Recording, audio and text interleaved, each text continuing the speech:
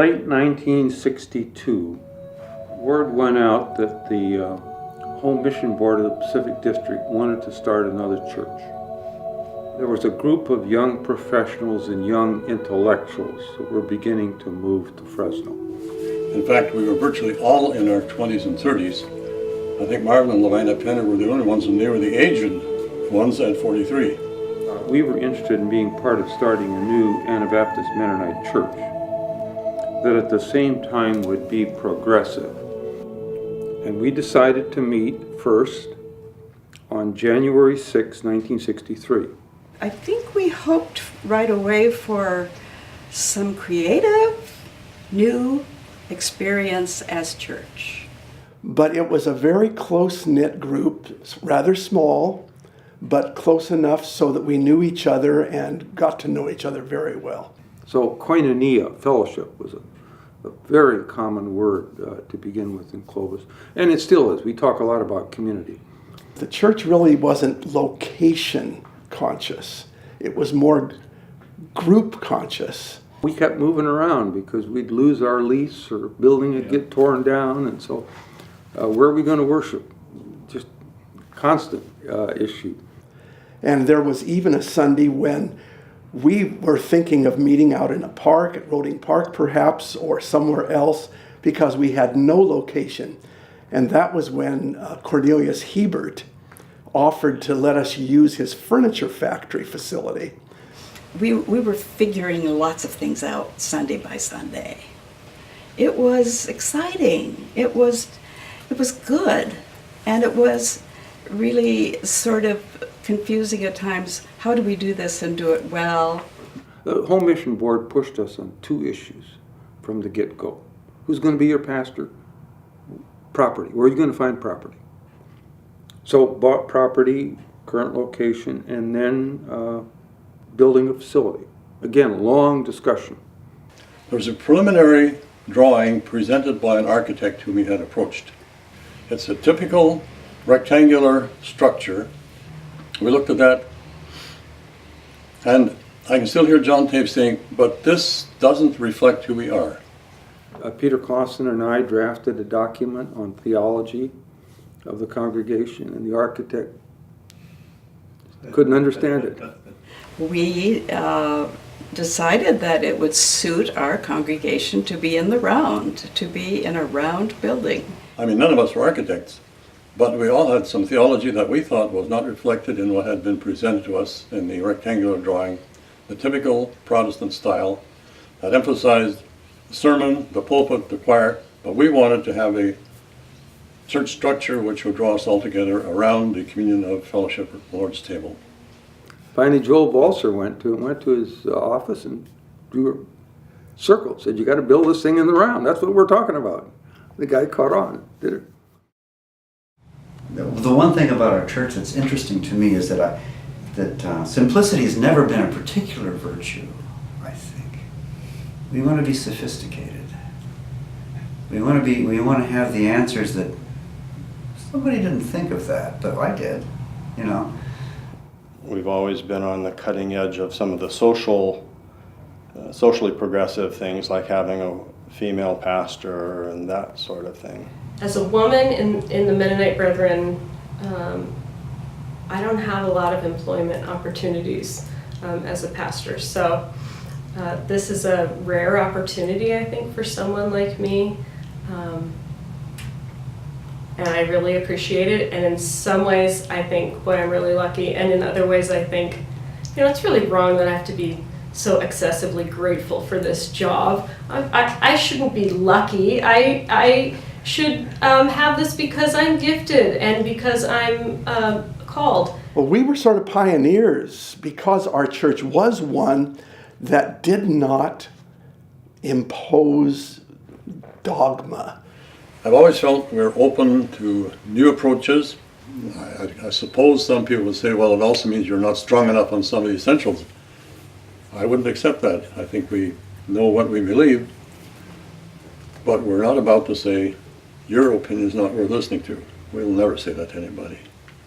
I really like how our church wrestles with issues that come up. I think maybe like me coming because of my being divorcing and having an ex-husband who was gay. I think people come because it feels like an okay place to be a little bit different, and maybe because of that our church ends up wrestling with issues sooner than other congregations do. We were probably one of the first congregations that really explored the issue of divorce. We processed that at length. We were the first Mennonite Brethren church not to excommunicate for divorce. So that was a new step, and we've dealt with a lot of issues like that in the church. We've had propositions on abortion, we've had propositions on gay marriage, we've had propositions on all sorts of the issues that every church member has to face in their own families. I heard that college community had been involved in a conversation about homosexuality, and that they had endured that conversation with faith. And I thought, any place that can have a conversation like that and survive it well and thrive is probably a really great place. And then indeed, when I came and I experienced worship services and relationships with people who I had known when I attended Fresno Pacific, I felt at home in those relationships. That solidified it for me, and that has ultimately been what has kept me. I think our congregation is a place where people feel comfortable and at home and don't feel like they always have to be led by one person at the top. We've been very fortunate. We've had church leaders and church pastors who have never said, or implied at least, they've got all the answers. And that, to me, was something which distinguished this congregation right from the start. Many churches have elections, and they have specific offices, and people make nominations, and people run for those positions, and there's an election and someone wins. We went through a conscious process of turning that upside down. And instead of having offices that we filled, we had people with skills and abilities and talents. And what we did was try to match every member of the church with a position that they could hold. It's hard to find a person to take another job because everyone is working. And that's been, I think, a very stimulating part of our church and our fellowship. I think college community values peace and social justice. Those are real conservative ideas, but they have become so almost offensive to many evangelical Christian churches that it's considered a liberal idea now. In terms of a commitment to a peaceful approach to living in, not only in the Christian world, but in society at large. This church has that commitment, which is being eroded in virtually all of the MB churches. If you give up non-resistance, you begin to think about the state differently. Non-resistance sets a kind of barrier between you and the state. You don't ever think of the state as a Christian entity. If we give that up, we become just like another evangelical branch of the church in the United States, and we have lost the essence of what it is to be an Anabaptist. This is the one church that is still holding on to certain things that I hold dear, like four-part congregational singing.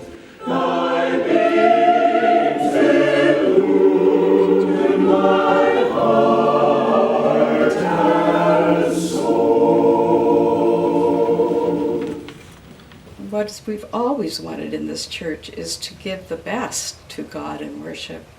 Worshiping is praising God, and if you're praising God, you might be singing, and you might be playing a musical instrument, or you might be doing something, but you need to do it as well as you can, and give it some bounce and some kick. What I appreciate about our style of worship is the fact that it is thoughtful and that it is very intentional, that there is a story to the worship service.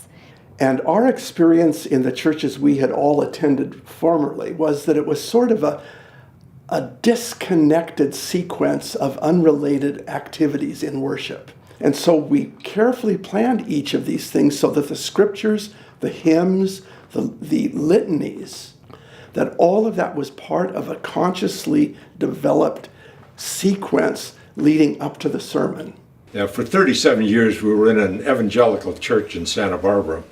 And even though I taught Sunday school there and preached in the church and did a lot of things, there never was really a sense of community, a sense of common purpose. Clovis had that sense of community, of commitment to one another. In terms of marketing, since I'm a marketing person, in terms of marketing, a college community offers a niche market. There's been an enormous polarization in American society between the liberals and progressives and the fundamentalists and the conservatives. The middle is being hollowed out. I see college community as being in the middle. How we connect and where we connect with people that will fit into the community that we are is the challenge for the next generation. We have a mission field out there, whether it's within our MB conference or whether it's for other people from other churches who have the same yearnings to study and to practice more faithfully. So I would say yes for the Anabaptist niche. But I also really feel that our local community is an area that we have just really been neglecting. We've acted as typical ethnic MVs. And I think that that was great and still is, to have that sort of identity, that basis of where we came from. But I think we also need to emphasize more where we're going, and I think that needs to be outward locally as well as worldwide. I'm excited that we're moving forward. I'm hopeful that the new facilities and sort of a re-energized congregation will have more resources to connect with our neighbors. I'm always surprised when someone comes to the office door and says, "Is this a school?" or "Is this an office building?" And so I'm looking forward to being more of a spiritual presence, I think, at that corner there, that people in the neighborhood will consider us their neighborhood church. If we keep working on this and keep inviting people from our neighborhood in, there'll be people who haven't experienced our history and it's not familiar and it's not something that's beloved to them, and we'll need to figure out how to make them feel at home if we truly want to incorporate them.